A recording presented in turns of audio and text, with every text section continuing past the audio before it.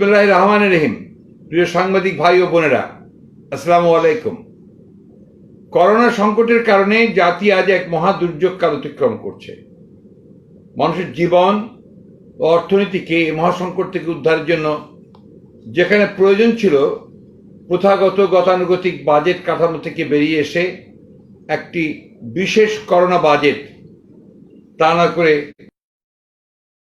11 June জাতীয় সংসদে 2020-21 অর্থ বছরের জন্য 5,68,000 কোটি টাকার একটা গতানুগতিক অবাস্তবায়নযোগ্য বাজেট ঘোষণা করেছেন।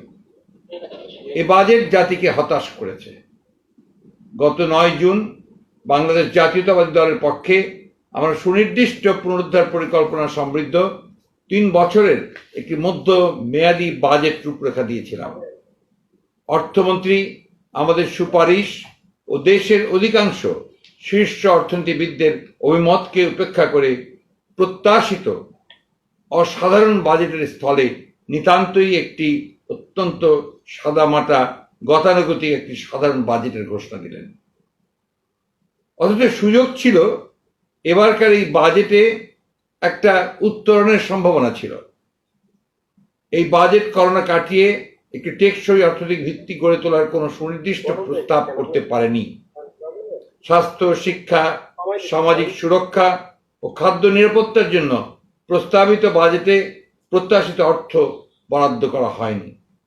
বাজেটে বর্তমানে বিপর্যস্ত অর্থনীতি পুনরুদ্ধারের লক্ষ্যে কার্যকর সুশাসন, স্বচ্ছতা নিশ্চিতকরণ এবং সর্বস্তরে জবাবদিহিতা প্রতিষ্ঠার কোনো বিকল্পই নেই। প্রিয় সাংবাদিক বন্ধুগণ, জাতি আশা করেছিল এবারের বাজেটে স্বাস্থ্য খাতকে সর্বোচ্চ প্রাধান্য দেওয়া হবে, কিন্তু সবাইকে হতাশ করে অর্থমন্ত্রী স্বাস্থ্য সেবা ও স্বাস্থ্য শিক্ষা পরিবার কল্যাণ বিভাগের জন্য চলতি অর্থ বছরের তুলনায় 3,515 কোটি টাকা বাড়িয়ে 29,274 কোটি টাকা বরাদ্দ দিলেন। এছাড়া করোনা মোকাবেলায় 10,000 কোটি টাকা বরাদ্দের প্রস্তাব করা হলেও স্বাস্থ্য খাতে বরাদ্দ দেওয়া হলো জিডিপির মাত্র 1.3%। অথচ স্বাস্থ্য খাতে আমরা জিডিপির 5% বরাদ্দের প্রস্তাব করেছিলাম। স্বাস্থ্য মন্ত্রণালয় এর চেয়ে অধিক অর্থ অ্যাবজর্ব করতে পারবে না এমন খোঁড়া যুক্তিতে স্বাস্থ্য খাতে অধিক বরাদ্দ দেওয়া হয়নি বলে বলা হয়েছে। স্বাস্থ্য মন্ত্রণালয়ের সক্ষমতা সৃষ্টি করে প্রয়োজনীয় অর্থ বরাদ্দ করাই ছিল প্রত্যাশিত। সবচেয়ে বড় কথা, বরাদ্দ যাই থাক না কেন, প্রয়োজন স্বচ্ছ দুর্নীতিমুক্ত ব্যবহার। সে বিষয়ে বাজেটে কোনো দিক নির্দেশনা নেই। বাজেটে স্বাস্থ্য খাতের উন্নয়নে প্রকৃত অর্থে কোনো গঠনমূলক ব্যবস্থা কিংবা সংস্কার প্রস্তাব নেওয়া হয়নি।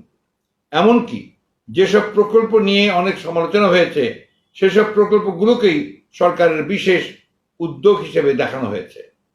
অথচ পরিবহন খাত ও বিদ্যুৎ খাত সহ এমন অনেক খাতে অনেক বেশি পরিমাণে বরাদ্দ দেওয়া হয়েছে যা এই মুহূর্তে প্রয়োজন ছিল না। সরকারি ভাষ্য মতে বর্তমানে বিদ্যুতের স্থাপিত ক্ষমতা 20,279 মেগাওয়াট।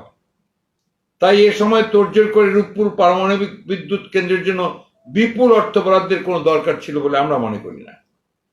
1200 মেগাওয়াট রূপপুর বিদ্যুৎ কেন্দ্রটি 1,13,000 কোটি টাকায় দেশের সবচেয়ে একক ব্যয়বহুল চাপযুক্ত জলচুক্তি প্রকল্প, যা রাশিয়ান এক কোম্পানি কর্তৃক বাস্তবায়িত হচ্ছে।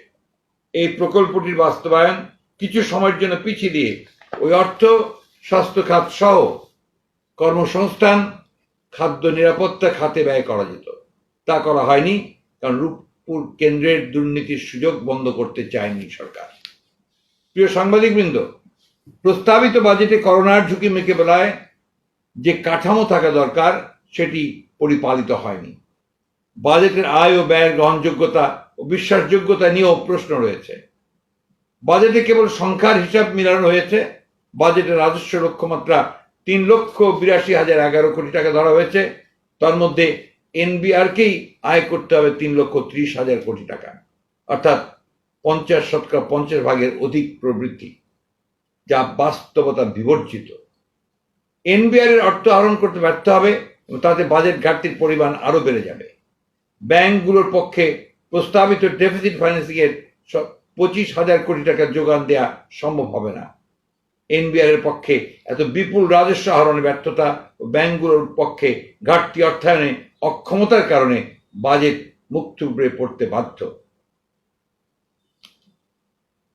প্রিয় সাংবাদিক বন্ধুগণ, বাজেটে ব্যাংকিং খাত সহ অর্থনীতিকে পুনরুদ্ধারের কোনো সুনির্দিষ্ট সংস্কার প্রস্তাব নেই, বরং শীর্ষ ঋণ খেলাপিদের ঋণ পরিশোধে আরো সময় বৃদ্ধি করার সুযোগ দেওয়া হয়েছে। এটা তো কোনো সংস্কার নয়, যা ব্যাংকিং খাতকে আরো সংকটের দিকে ঠেলে দেবে, আর্থিক শৃঙ্খলা আরো ভেঙে পড়বে। সরকার বলছে চলতি অর্থ বছরে জিডিপি প্রবৃদ্ধি হবে 5%। সম্প্রতি বিশ্বব্যাংকের গ্লোবাল ইকোনমিক প্রসপেক্টাস 2020 শিরোনামের প্রতিবেদনে উল্লেখ করা হয়েছে যে চলতি বছরে প্রবৃদ্ধি 1.6% নেমে আসবে এবং 2021 বছর অর্থাৎ 2020 এবং 21 বছরে তা হবে মাত্র 1%। অর্থমন্ত্রী এই বাজেটে জিডিপি প্রবৃদ্ধির হার নির্ধারণ করেছেন 8.2। আমদানি, রপ্তানি, বিনিয়োগ, কর্মসংস্থান ইত্যাদি ম্যাক্রো ইকোনমিক ইন্ডিকেটরগুলো যখন আলোচনা করলেই স্পষ্ট যে 8.2 প্রবৃদ্ধি অর্জন নিতান্তই কল্পনাপ্রসূত। বিনিয়োগ দরকার 32-34%, যা কঠিন এবং অসম্ভব। জিডিপি ও রাজস্ব আহরণে প্রবৃদ্ধির যে লক্ষ্যমাত্রা নির্ধারণ করা হয়েছে তা দৃশ্যমানভাবেই প্রতারণার শামিল। এই বাজেটে করোনাকালীন সময়ে মানবেতর জীবনযাপন করছে, দিন আনে দিন খায় এ শ্রেণীর মানুষের জন্য এই বেকারত্ব মোকাবেলার কোনো গঠনমূলক ব্যবস্থা নেওয়া হয়নি। বাজেটের সীমিত আয়ের বৃহৎ দরিদ্র জনগোষ্ঠীর স্বার্থকে উপেক্ষা করা হয়েছে। করোনায় সাধারণ মানুষের আয় ঝুঁকি বাড়লেও সামাজিক নিরাপত্তা ও কল্যাণে বরাদ্দ আগের অর্থ বছরের তুলনায় কমেছে 0.2%, যা মোট বাজেটের 4.7%। চলতি বাজেটে ছিল তা 4.9%। পল্লী সমাজসেবা কার্যক্রমের জন্য প্রণোদনা প্রদান করা হবে মাত্র 100 কোটি টাকা, যা নিতান্তই অপ্রতুল। বাজেটে কিছু প্রণোদনার কথা উল্লেখ করলেও ওইসব আর্থিক প্রণোদনা নিতান্তই ব্যাংক লোন। রুগ্ন ব্যাংকিং খাত এ অর্থ বহন করতে না পারলে প্রস্তাবিত আর্থিক প্রণোদনা মিলবে না। মিললেও সরকার দলীয় কিছু লোকজন এতে উপকৃত হবে। এজন্য দরকার ছিল বাংলাদেশ ব্যাংক অর্থাৎ রাষ্ট্রীয় কোষাগার থেকে বিশেষ তহবিলের যোগান দেয়া, কিন্তু তা করা হলো না। প্রিয় সাংবাদিকবৃন্দ, অর্থমন্ত্রী বিদেশে কর্মসংস্থান সৃষ্টির কথা বলেছেন, অথচ প্রবাসীদের ডেস্টিনেশন হিসেবে পরিচিত প্রতিটি দেশই করোনা আক্রান্ত হয়ে মন্দা কবলিত। তাছাড়া কর্মহীন প্রবাসীদের দেশে পুনর্বাসন আত্মনির্ভরশীল করে তোলার কোনো সুনির্দিষ্ট দিক নির্দেশনা নেই এই বাজেটে। বাজেটে পোশাক খাতের অস্থিরতা কাটানোর জন্য কোনো ব্যবস্থা নেওয়া হয়নি। 6 মাস থেকে 1 বছরের মধ্যে গার্মেন্টসগুলো ফিরে দাঁড়াতে পারে, কিন্তু এই সময়টুকু টিকে থাকার মতো সাপোর্ট তাদের দিতে হবে। তা নাহলে পোশাক খাত মুখ থুবড়ে পড়ার আশঙ্কা রয়েছে। তবে অর্থনীতির চাকা সফল করতে কেবলমাত্র গার্মেন্টস খাতের উপর ভরসা করলে চলবে না, আমাদের অর্থনীতিকে ডাইভার্সিফাই করতে হবে, কিন্তু সে ব্যাপারে সুনির্দিষ্ট কোনো দিক নির্দেশনা প্রস্তাবিত বাজেটে নেই। প্রিয় সাংবাদিক বন্ধুগণ, এই বাজেটে দুর্নীতিকে প্রশ্রয় দেওয়া হয়েছে। বাজেটের বড় অংশ মেগা প্রকল্পগুলোকে দেওয়া হয়েছে, যেগুলো এরই মধ্যে দুর্নীতির কারণে প্রশ্নবিদ্ধ। অগ্রাধিকার ভিত্তিতে এসব প্রকল্পকে বাজেটে আনায়নের প্রয়োজন ছিল না। দুর্নীতির যে ধারা চলমান সেটাকে অব্যাহত রাখাই এর কারণ বলে আমরা মনে করি। তাছাড়া কালো টাকা সাদা করার যে সুযোগ এই বাজেটে দেওয়া হয়েছে সেটাও দুর্নীতিকে চলমান রাখার আরেকটি প্রয়াস মাত্র। আবাসন খাতের ফ্ল্যাটের পাশাপাশি এবার 10% বাড়তি শুল্কে জমি কেনা ও উন্নয়ন, বিল্ডিং, নগদ টাকা, ব্যাংকে রক্ষিত টাকা, স্টক ডিভিডেন্ড, বন্ড ও শেয়ার বাজারে বিনিয়োগের সুযোগ সৃষ্টি করে অনৈতিকতাকে বৈধতা দেওয়া হয়েছে। দুর্নীতি দমন কমিশনের প্রশ্ন করার বিধানটিও উঠিয়ে দিতে যাচ্ছে, যা অসাংবিধানিক, কোনোভাবেই কাম্য নয়। দেশে যে আইনই থাকুক না কেন, আয়কর কর্তৃপক্ষ সহ অন্য কোনো কর্তৃপক্ষ এ বিষয়ে কোনো প্রশ্ন উত্থাপন করতে পারবে না। অর্থমন্ত্রী কালো টাকা সাদা করাকে করদাতাদের আয়কর রিটার্নের ত্রুটি সংশোধনের সুযোগ সৃষ্টি হিসেবে অভিহিত করেছেন। কালো টাকা অর্থনীতিরই অংশ বটে, তবে এটি অর্থনীতির মস্তিষ্কের টিউমারের মতো। এই টিউমার সরাতে হবে, নয়তো রোগী মারা যাবে। এ বাণী অর্থমন্ত্রী অবশ্যই জানেন রোহিন্টন স্ত্রী, তবুও তিনি কালো টাকা সাদা করার দুয়ার খুলে দিলেন। মূলত গত এক দশক কালের অধিককাল ব্যাপী সরকার দলীয় যে সকল ব্যক্তি নজিরবিহীন দুর্নীতির মাধ্যমে সম্পদের পাহাড় গড়ে তুলেছে, তাদের টাকা সাদা করার জন্য সরকার এবার কালো টাকা সাদা করার স্কোপ বৃদ্ধি করেছে। আমরা এহেন অনৈতিক, দুর্নীতি সহায়ক, বৈষম্যমূলক, অসাংবিধানিক পদক্ষেপ গ্রহণ করা থেকে বিরত থাকার জন্য আহ্বান জানাচ্ছি। বিদেশে পাচার হয়ে যাওয়া লক্ষাধিক কোটি টাকার যে খতিয়ান দেশে বিদেশি সংবাদ মাধ্যমের অনুসন্ধানে বেরিয়ে এসেছে, তা দেশে ফিরিয়ে আনার কার্যকর উদ্যোগ নেওয়ার দাবি জানাচ্ছি। প্রিয় সাংবাদিক বন্ধুগণ, উন্নয়ন খাতে বরাদ্দ ধরা হয়েছে 2,05,000 কোটি টাকা, অথচ করোনা সংকট মোকাবেলায় মাত্র 10,000 কোটি টাকা বরাদ্দ রাখার প্রস্তাব দেওয়া হয়েছে। এই উন্নয়ন খাত থেকে 1 লাখ কোটি টাকা করোনা সংকট মোকাবেলায় দেওয়া যেত, কারণ উন্নয়ন খাতে শুধু লুটপাট হয়। অর্থমন্ত্রী বিদ্যুৎ ও জ্বালানি খাতে 26,758 কোটি টাকা বরাদ্দের প্রস্তাব করেছে। বিদ্যুৎ খাতে 8,000 কোটি টাকা ভর্তুকির প্রস্তাব করা হয়েছে, যার অধিকাংশ যাবে বিদ্যুৎ উৎপাদন না করেও বেসরকারি রেন্টাল প্ল্যান্টগুলোকে ক্যাপাসিটি চার্জ পরিশোধ করার জন্য, যা নিতান্তই অনৈতিক। প্রিয় সাংবাদিক বন্ধুগণ, বাজেটে পানি সম্পদ মন্ত্রণালয় দুর্যোগ ব্যবস্থার খাতে বরাদ্দ কমিয়ে দেওয়া হয়েছে, অথচ এখনো আমফানের ধকল চলছে। উপকূলীয় বাঁধগুলো মেরামত হয়নি, লক্ষ লক্ষ মানুষ জলাবদ্ধ রয়েছে। অপরদিকে সামনে আরো সংকটময় পরিস্থিতি আসতে পারে, বিশেষ করে করোনার সেকেন্ড শক, যা অনেক দেশেই হচ্ছে। এমত অবস্থায় এই দুই মন্ত্রণালয়ের বরাদ্দ হ্রাস করা উচিত হয়নি বলে আমরা মনে করি।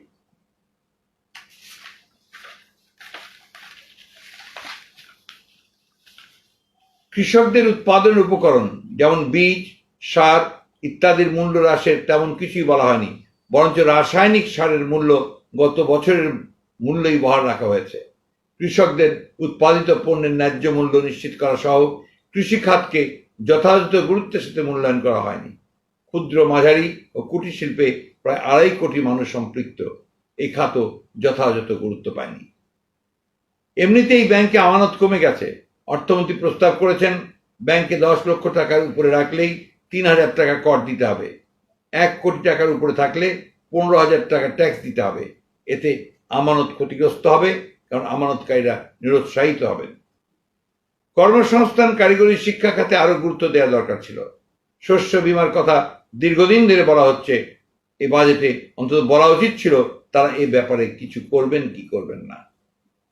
বাজেটে হাতে তৈরি খাবার, গুঁড়ো দুধ, অনলাইন খাবার, অনলাইনে কেনাকাটা, মোবাইল ও ইন্টারনেট সেবা খরচ বাড়ানোর প্রস্তাব করা হয়েছে। মোবাইল ফোনের মাধ্যমে কেউ যদি 100 টাকার সেবা নিতে চান, তারা 75 টাকার সেবা নিতে পারবেন। 25 টাকা যাবে সরকারের পকেটে। মোবাইল সেবার ওপর কর প্রায় প্রতি বছরই বাড়ছে। করোনা সংকটকালে অবরোধ অবস্থায় আমরা দেখছি এসব সেবা কত প্রয়োজনীয়। এ সময় অনলাইনে বেচা কেনা, মোবাইল ও ইন্টারনেট সেবার উপর সম্পূরক শুল্ক আরো 5% বাড়ানো সঠিক হবে না। আমরা অনলাইন কেনাকাটা ও মোবাইল ইন্টারনেট সেবার বর্তমান ব্যয় বহাল রাখার আহ্বান জানাচ্ছি। বাজেটে স্বর্ণ আমদানিতে VAT অব্যাহত দেওয়া হয়েছে। আমি আবার বলছি, বাজেটে স্বর্ণ আমদানিতে VAT অব্যাহতি দেওয়া হয়েছে। এতে স্বর্ণের দাম কমবে। স্বর্ণের দাম হ্রাসের এ প্রস্তাবে জুয়েলারি দোকানের লবি ও বিত্ত ভান্ডারী লাভবান হবে। সাধারণ মানুষ এবং মধ্যবিত্তদের যারা সংকটকালে স্বর্ণালংকার বিক্রি করে দিতে বাধ্য হবেন, তারা ক্ষতিগ্রস্ত হবেন। 30 জুনের মধ্যে গ্যাস ও বিদ্যুতের বিল পরিশোধ না করলে সংযোগ বিচ্ছিন্ন করা হবে বলে বিজ্ঞপ্তি জারি করা হয়েছে। এই সংকটকালে এই নিষ্ঠুর সিদ্ধান্ত থেকে সরে আসার আহ্বান জানাচ্ছি। এছাড়া সারা দেশে এনজিও গুলো ক্ষুদ্র ঋণ গ্রহীতাদের 30 জুনের মধ্যে ঋণের কিস্তি পরিশোধের সময় সীমা বেঁধে দেওয়া হয়েছে। করোনাকালে সংকটে নিপতিত গরিব ঋণ গ্রহীতারা এতে আরো বিপদগ্রস্ত হবে। ক্ষুদ্র ঋণ গ্রহীতাদের কিস্তি পরিশোধের সময়সীমা বৃদ্ধি করার আহ্বান জানাচ্ছি। আমরা এর আগে প্রস্তাব করেছিলাম আমাদের যে প্রস্তাবনা দিয়েছিলাম তার মধ্যে বলেছিলাম যে আয়কর অ্যাডভান্স ইনকাম ট্যাক্স পেমেন্ট যেটা, এটাকে স্থগিত করে সঠিক সময় বা তারও কিছুদিন সময় দেওয়া দিলে ভালো হতো, কিন্তু সেটা আবার বিজ্ঞপ্তি দেওয়া হয়েছে যে 30শে জুনের মধ্যেই অ্যাডভান্স ইনকাম ট্যাক্স পে করতে হবে। প্রিয় সাংবাদিকবৃন্দ, অর্থনৈতিক উন্নয়ন, ভবিষ্যৎ পথ পরিক্রমা শিরোনামের এই বাজেট প্রকৃত অর্থে একটি অন্তঃসারশূন্য কল্পনা প্রসূত কথার ফুলঝুরি ছাড়ার কিছুই নয়। এই বাজেট মানুষের আশা পূরণ করতে পারেনি, শুধু নয় এই বাজেট মানুষকে আরো কষ্টে ফেলবে। এই বাজেট জনবান্ধব হয়নি। বর্তমান সরকারের কাছ থেকে অবশ্য এর বেশি আশা করেও লাভ নেই, কারণ জনগণের কাছে এদের কোনো জবাবদিহিতা নেই এবং জনগণের কোনো ম্যান্ডেটও এদের কাছে নেই। আল্লাহ হাফেজ। বাংলাদেশ জিন্দাবাদ।